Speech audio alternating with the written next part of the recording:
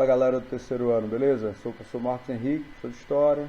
Estamos aqui para falar um pouquinho sobre a Guerra Fria, esse período de grandes acontecimentos no século XX, em que envolveu duas superpotências da época, que eram os Estados Unidos e a União Soviética, beleza? Vamos lá. Por definição, a gente tem Guerra Fria, um período pós-Segunda Guerra Mundial, em que houve uma disputa não declarada entre Estados Unidos e União Soviética. Essa é uma definição básica do que teria sido a Guerra Fria. Tá?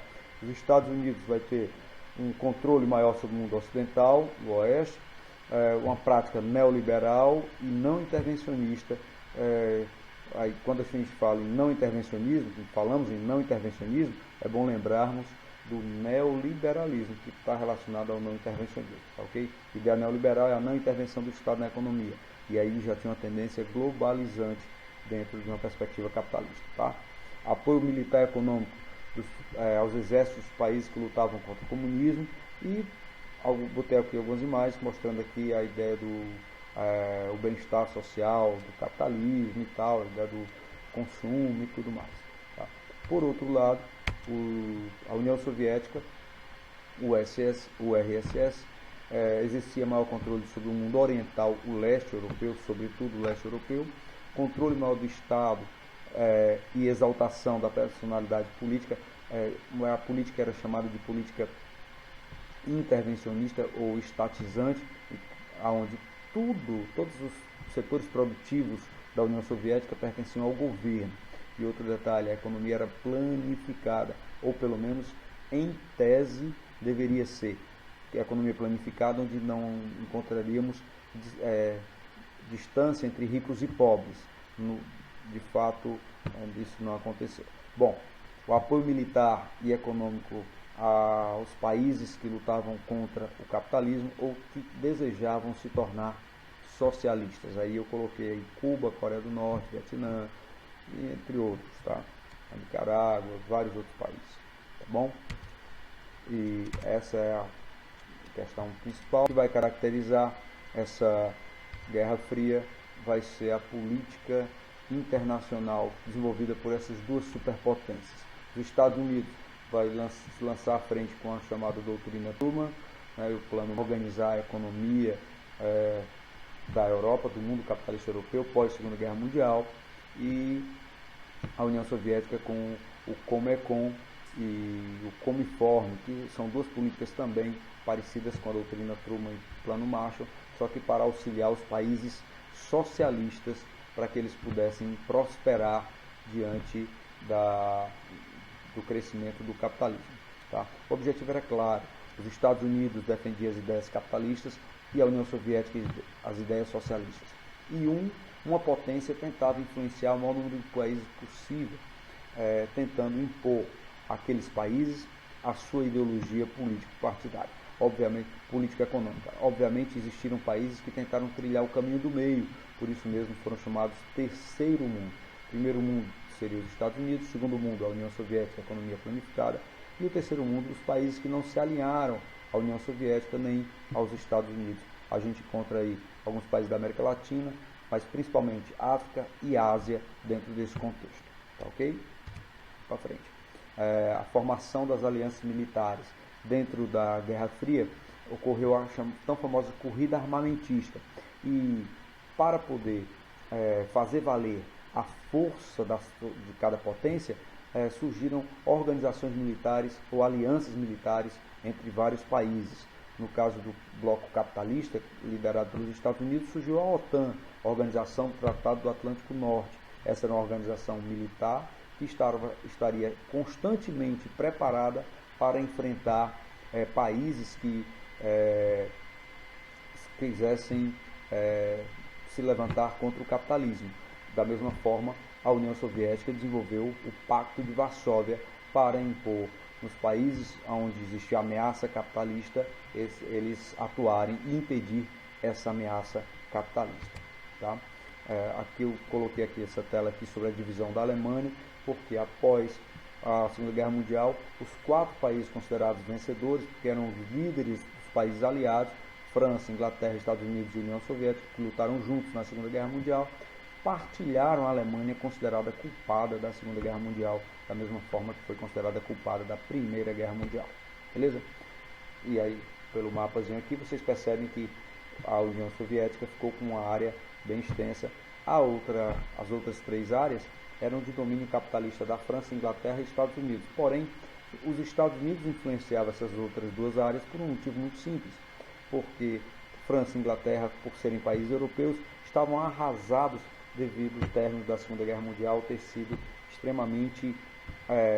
a guerra ter durado muito tempo, e os países europeus estavam arrasados, suas indústrias, a economia arrasada, e os Estados Unidos com a economia ascendente durante a Segunda Guerra Mundial, tranquilo? Já que não houve nenhuma destruição nas suas propriedades, nas cidades, nenhum parque industrial estadunidense. Tá? A Alemanha foi dividida, e a partir do momento em que essa Alemanha dividida causava vários problemas, conflitos ideológicos, em 1961 a União Soviética resolve criar um muro separando a capital do lado socialista do lado capitalista. E a construção desse muro, além de gerar muita polêmica, causou um grande impacto, porque se terminou simbolizando, o Muro de Berlim simbolizou a Guerra Fria. Imagina uma cidade, a capital dividida ao meio, pessoas familiares estariam distantes uma da outra para o resto da vida, a não ser que o muro fosse derrubado ou acabasse a tão famosa Guerra Fria, a disputa entre a União Soviética e os Estados Unidos. Tranquilo? Esse muro se manteve de pé até 1989. Aqui nessa imagem aqui, dá para perceber, na tela dá para perceber aqui as pessoas caminhando do lado ocidental, e do lado oriental é extremamente militarizado, controlado pela União Soviética, para impedir que qualquer pessoa tentasse entrar ou sair do lado oriental, do lado socialista, do lado controlado pela União Soviética. Imagens aqui abaixo são do esquerdo mostrando a construção do muro, do lado direito os manifestantes querendo derrubar o muro já nos finais da década de 1980. Tá? Outra característica da Guerra Fria, já havia falado antes, a corrida armamentista, onde se investiu muito em tecnologia bélica para produzir armas cada vez mais letais. Dentro desse contexto, a gente vai encontrar um ponto que ficou marcante durante esse processo, que foi a crise dos mísseis. Durante a Guerra Fria, a crise dos mísseis de 1962, galera, quase que promove uma terceira guerra mundial. Por quê? A União Soviética passou a apoiar Cuba, que se tornou socialista, e Cuba fica bem próximo aos Estados Unidos, e a União Soviética instalou mísseis na ilha de Cuba. Aqui nessa imagem aqui, em cima aqui, essa primeira imagem, dá para ver alguns carros aí, lá na base de Cuba, lá, os mísseis soviéticos apontados para os Estados Unidos.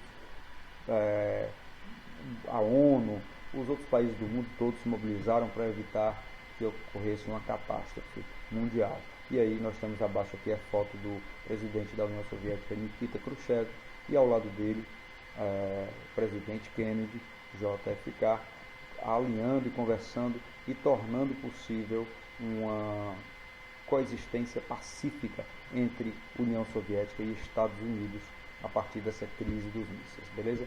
E interessante aqui perceber que, apesar da hostilidade, as fotos que aparecem os líderes mundiais sempre muito bem-humorados e tal. Cada um desses líderes usava uma pasta com um acessório que acionava os mísseis atômicos que eram direcionados para a potência rival, causando aí um grande clima de tensão mundial por conta desse aparato militar poderoso dessas duas substâncias. Tá? Outra característica marcante da Guerra Fria foi a chamada corrida espacial, aonde a União Soviética lançou uma primeira nave espacial para fora do planeta e conseguiu fazer um voo no espaço, e isso instigou os Estados Unidos a querer ir além de levar um homem ao espaço.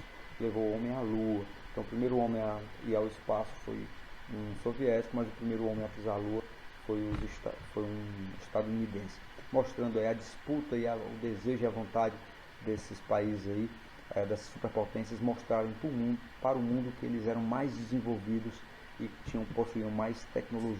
Tá?